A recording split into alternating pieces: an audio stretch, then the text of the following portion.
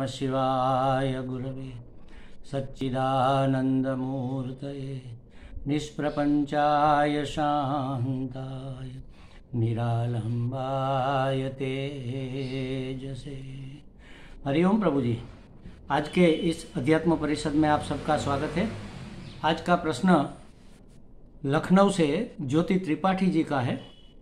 उन्होंने पूछा है कि देश और काल से परे जाना माने क्या, अर्थात देश और काल से परे कैसे जाना होता है। देश और काल से परे कैसे जाना होता है, देश और काल से परे जाना का मतलब क्या है, उसको कैसे समझे।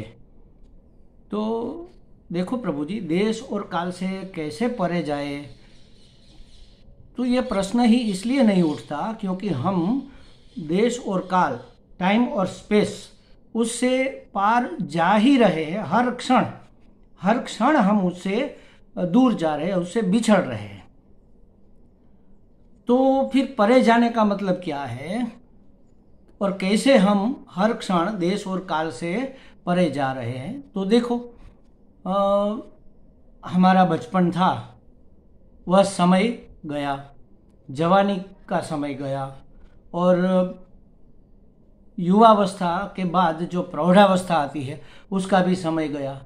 अब बुढ़ापे का समय शुरू हो गया है, यह समय भी चला जाएगा। हर क्षण बीतती जा रही है, हाथ से छूटती जा रही है। हम उससे पार जा रहे हैं। हम जो वास्तव में है वह उससे पार जा रहे हैं। स्थान से कैसे पार जा रहे हैं, तो पहले यहाँ थे, कल हरिद्वार थे, आज यहाँ गुजरात में है, परसों जाएंगे नर्मदा किनारे।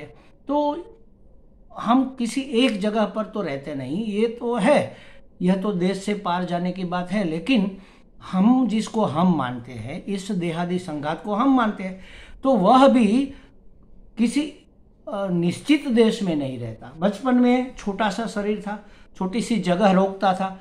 देश माने स्थान माने जगह, छोटी सी जगह रोकता था। फिर बड़े हुए, बड़ी जगह रोकी, फिर इससे बड़े हुए, फिर इससे बड़े हुए, फिर मोटे जाड़े हो गए। और आजकल तो ये डाइटिंग का ज़माना है, तो फिर कंट्रोल करके फिर से वह पतले दुबले जीरो फिगर हो गए।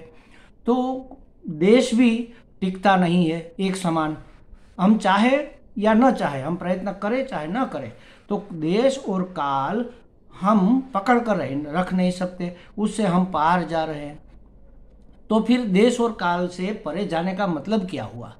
वो तो जा ही रहे हैं ना। कैसे जाए, देश और काल से परे कैसे जाए, कैसे जाना हो जाए, तो इसका मतलब क्या है? इसका मतलब ये है कि देश और काल से हमने जो तादात्म्यापन्न कर रखा है उसको छोड़ना है।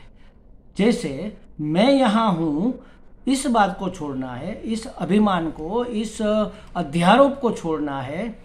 और मैं इस समय हूँ, इस अध्यारोप को छोड़ना है, क्योंकि मैं हर समय हूँ। पहले भी था, आज भी हूँ, कल भी रहूँगा। आत्मा रूप में मैं कभी आता जाता, कहीं पर भी आता जाता नहीं, क्योंकि खचाखच भरा हुआ है। ये हमारे स्वामी अखंडानंद जी महाराज ऐसा कहते हैं कि आत्मा तो खचाखच भरा हुआ है, ठसाठस भरा हुआ है। एक सुई के नोक के बराबर भी पूरी समष्टि में, पूरी सृष्टि में, पूरे ब्रह्मांड में एक नोक, सुई के नोक के बराबर भी जगह खाली नहीं है। तो हम कहाँ मर्यादित हो गए भाई, यहाँ हो और वहाँ नहीं हो, ऐसा हो नहीं सकता। देश के बंधन से हम वास्तव में मुक्त है, यह जान लेना, यही देश से परे जाना हो गया। और काल से परे जाना माने मैं इस समय जन्मा हूँ, इस समय हूँ, कल मर जाऊंगा। तो ये काल में हम बद्ध अपने आप को मान लेते हैं, काल में बंधन का अपने ऊपर अध्यारोप कर लेते हैं। तो जान लेना और मान भी लेना कि पहले भी मैं था, आज भी हूँ, कल भी रहूँगा। बचपन में था तो बचपन तो गया, फिर भी मैं हूँ। जवानी में था, जवानी भी गई, फिर भी मैं हूँ। प्रौढ़ावस्था में था, प्रौढ़ावस्था भी गई, फिर भी मैं हूँ। बूढ़ावस्था आ गई, उसमें भी हूँ। और ये चली जाएगी तो अब तक जो नहीं गया वो कैसे जाएगा, वो रहेगा। तो समय की अवधि से हम पार हो गए। मतलब मैं सत्य स्वरूप हूँ, मैं हमेशा रहने वाला हूँ। मेरा बाद, मेरा नाश, मेरा नहीं हो सकता, मेरा निगेट नहीं हो सकता, मैं तो रहता हूँ, सब का नकार हो सकता है, नेति नेति हो सकता है, लेकिन नेति नेति करने वाला जो है वह तो सदा ही है और सर्वदा है, हर समय है, हर जगह है। तो यह जान लेना, इसको मान लेना, इसकी अनुभूति कर लेना, इसी को कहते हैं देश काल से परे जाना। मतलब देश और काल का अध्यारोप हमने स्वीकार नहीं किया, उसका अपवाद कर दिया।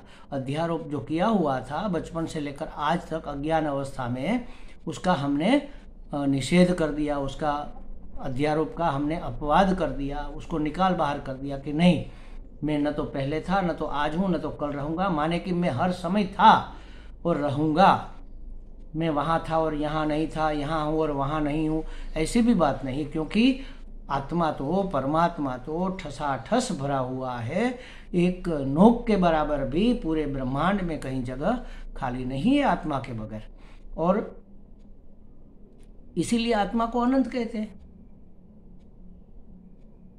सत्य चित्त आनंद स्वरूप आत्मा अनंत स्वरूप आत्मा है, वो अनंत है, जिसका समय में भी अंत नहीं है और काल में भी अंत नहीं है और स्थान में भी, देश में भी अंत नहीं है। हर देश में है, हर वेश में है। उसी को हम आत्मा, उसी को हम परमात्मा कहते हैं। अपने स्वरूप को जान लेना, यही देश और काल से परे जाने का उपाय है। हमें लगता है ज्योति जी को कुछ स्पष्टता हो गई होगी। हरि ओम।